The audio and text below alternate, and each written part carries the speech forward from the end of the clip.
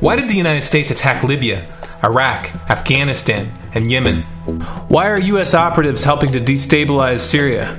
And why is the United States government so intent on taking down Iran, in spite of the fact that Iran has not attacked any country since 1798? And what's next?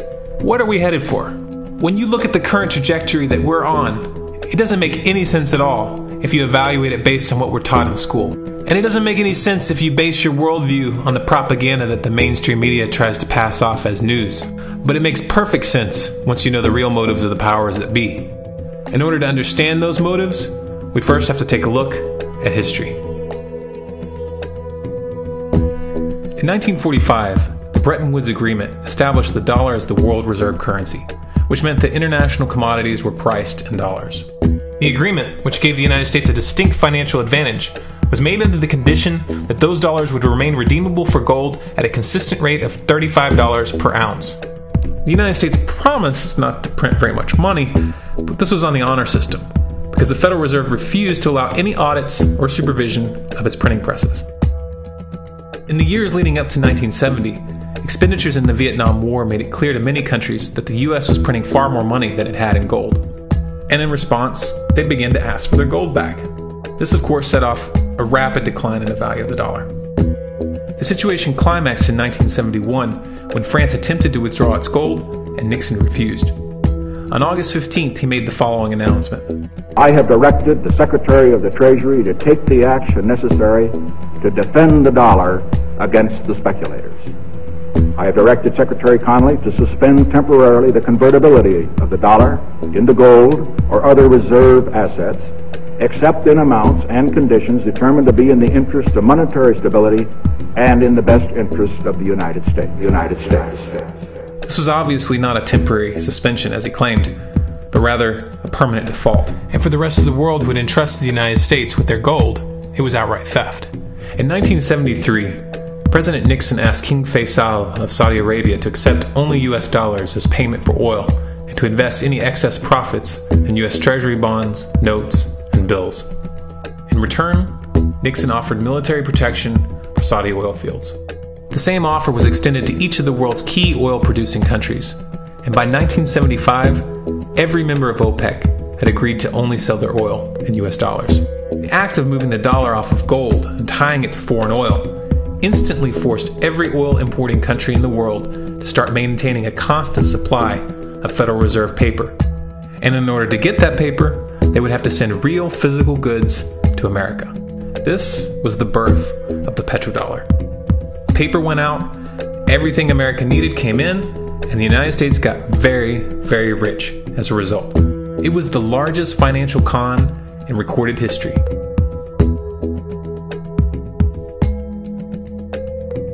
The arms race of the Cold War was a game of poker.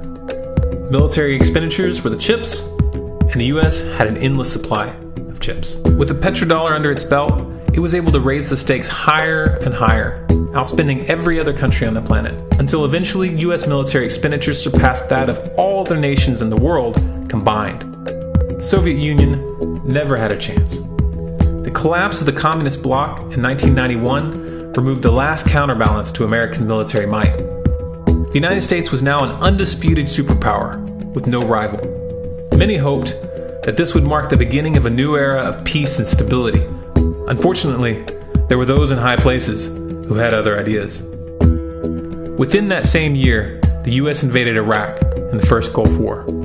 And after crushing the Iraqi military and destroying their infrastructure, including water purification plants and hospitals, crippling sanctions were imposed which prevented that infrastructure from being rebuilt. These sanctions, which were initiated by Bush Sr. and sustained throughout the entire Clinton administration, lasted for over a decade and were estimated to have killed over 500,000 children. The Clinton administration was fully aware of these figures.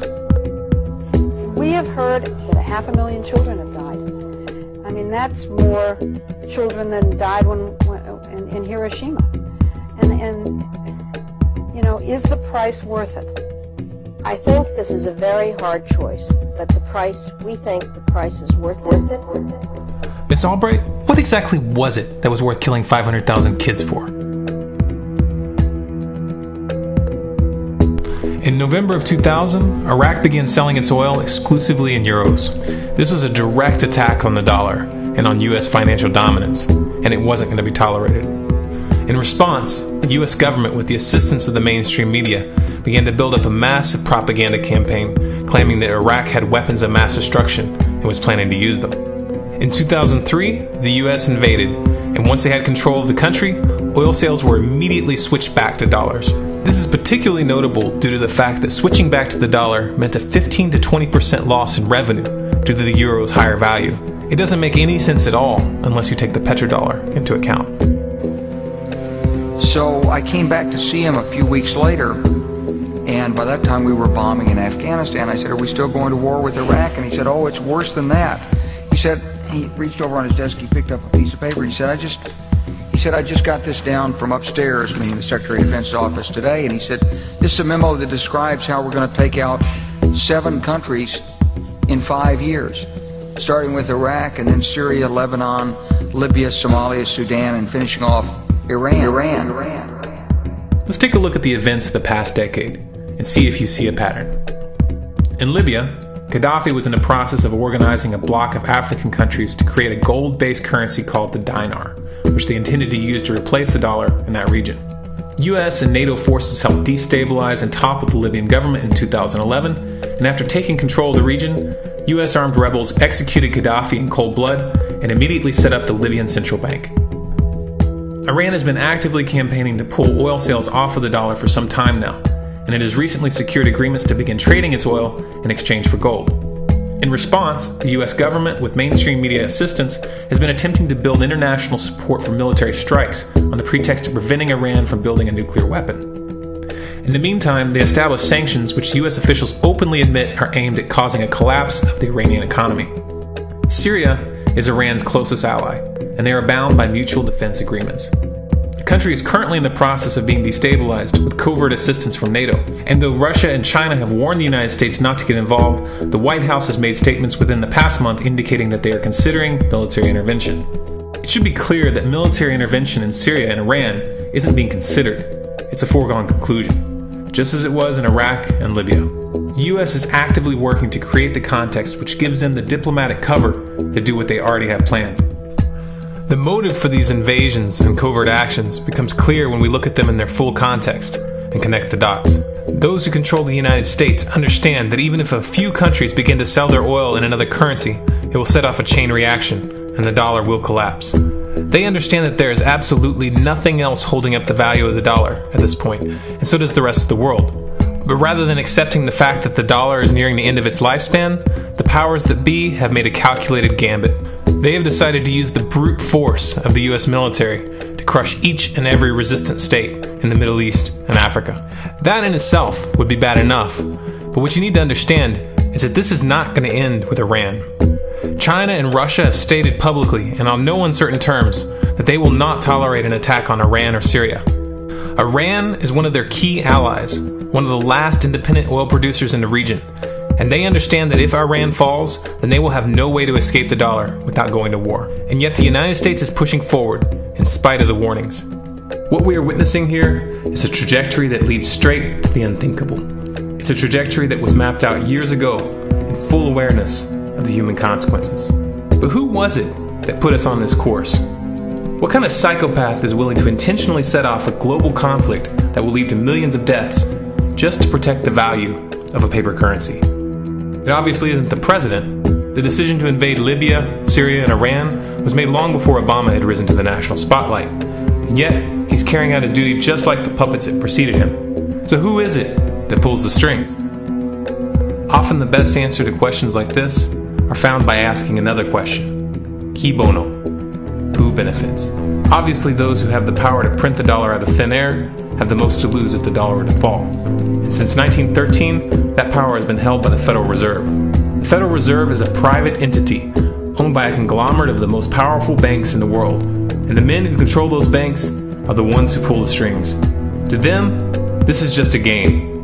Your life and the lives of those you love are just pawns on their chessboard. And like a spoiled 4-year-old who tips the board onto the floor when they start to lose, the powers that be are willing to start World War III to keep control of the global financial system. Remember that when these wars extend and accelerate. Remember that when your son or your neighbor's son comes back home in a flag-draped coffin. Remember that when they point the finger at the new boogeyman, because the madmen who are running this show will take this as far as you allow them to. So how much time do we have left? It's a question I hear constantly, but it's the wrong question. Asking how much time we have left is a passive posture. It's the attitude of a prisoner who's waiting to be taken out to a ditch and shot in the back of the head. What are our chances? Can we change course? Also the wrong question. The odds don't matter anymore. If you understand what we're facing, then you have a moral responsibility to do everything in your power to alter the course that we're on, regardless of the odds. It's only when you stop basing your involvement on the chances of success that success actually becomes possible. To strip the ill-begotten power from the financial elites and to bring these criminal cartels to justice will require nothing less than a revolution. The government is not going to save us. The government is completely infiltrated and corrupt to the core. Looking to them for a solution at this point is utterly naive. There are 3 stages of revolution, and they are sequential. Stage 1 is already underway. Stage 1 is the ideological resistance. In this stage, we have to actively work to wake up as many people as possible about what is happening and the direction we're headed. All revolutions originate from a shift in the mindset of the population, and no other meaningful resistance is possible without it. Success in this stage of the game can be measured by the contagion of ideas. When an idea reaches critical mass, it begins to spread on its own and seeps into all levels of society. In order to achieve that contagion, we need more people in this fight. We need more people speaking out, making videos, writing articles, getting this information onto the national and international stage. And we especially need to reach the police and the military. Stage 2 is civil disobedience, also known as nonviolent resistance. In this stage, you put your money where your mouth is, or more accurately, you withhold your money and your obedience from the government, and you do everything in your power to bring the gears of the state to a halt. Practiced in mass, this method alone is often enough to bring a regime to its knees. However, if you fail at this stage, Stage 3 is inevitable. Stage 3 is direct physical resistance. Direct physical resistance is the last resort, and it should be avoided and delayed as long as possible. And it should only be invoked after all other options have been thoroughly exhausted. There are those who talk tough and claim that they will resist when the time comes. But what those people fail to realize is that if you are inactive during the first 2 stages and save your efforts for the last resistance, then you will fail. When the Nazis were moving door to door, dragging people out of their homes in Germany, that was the time to fight back physically. But due to the lack of ideological resistance and civil disobedience leading up to that moment, even an armed uprising would have likely failed at that point. An armed uprising can only succeed if the people have established an attitude of active resistance. And active resistance is only possible after their minds have broken free from the mainstream propaganda. If you want to fight back, it's now or never. You're not going to get another chance, and the stakes are far higher than they were in Nazi Germany.